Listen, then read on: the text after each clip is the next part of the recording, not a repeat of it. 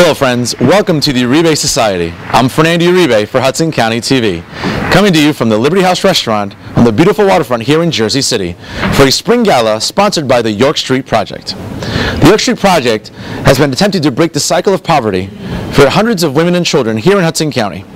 They provide resources such as education, housing, and childhood development, looking to try to help all of these families during these difficult economic times. We talked to some guests this evening as to what the York Street Project represents to them and how they're looking to break the cycle of poverty themselves. We'll be right back here on Hudson County TV. Welcome back to the Uribe Society. I'm standing here with Jennifer Mayer, the Director of Development for the York Street Project. Ms. Mayer, thank you so much for joining me here. What can you tell our viewers about the purpose of the York Street Project and how residents can get involved with the organization? The York Street Project is made possible through the help of many people. We have members of the corporate community who come down and volunteer. We have local residents come and spend time with our children and our women tutoring, working in the classrooms, telling their life story about how they got to be where they are in their lives.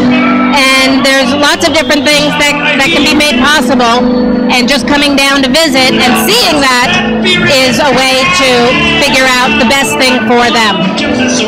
Now, I highlighted at the beginning of the episode that the York Street Project provides housing, education, and childhood development resources for hundreds of women and children in the area.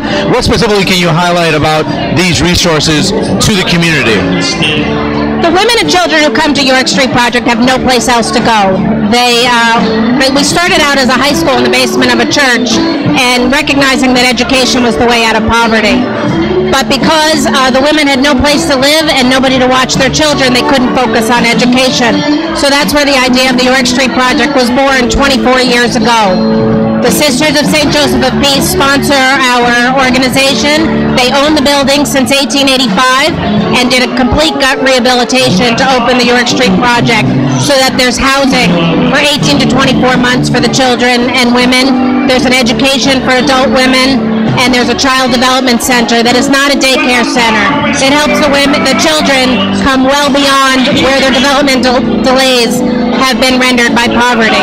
So because all the programs are together, it gets the women out of poverty and to their journey of independence. Now, what challenges have you encountered concerning funding for the York Street Project in your time as Director of Development? When I started here 12 years ago, my goal was to get rid of the subsidy from the Sisters of St. Joseph of Peace. They've generally sponsored our organization. I have been able, through the help of many community members, corporations, mostly individuals, but churches, civic organizations, been able to double our charitable income, but it's not enough. As you know, expenses have risen exponentially over the last decade. Utilities, housing, food. We feed and house more than 300 women and children a year. So those expenses, keeping up with those expenses has been a challenge. We rely mostly on donations to make our programs possible. So the more support we can get, the more we can do for our women and children. One last thing. Could you just tell our viewers here more information about the York Street Project in terms of how to contact the organization and their web address? Absolutely. If you want to call me, Jennifer Mayer, at 201-451-8225 or email jmayer@yorkstreetproject.org.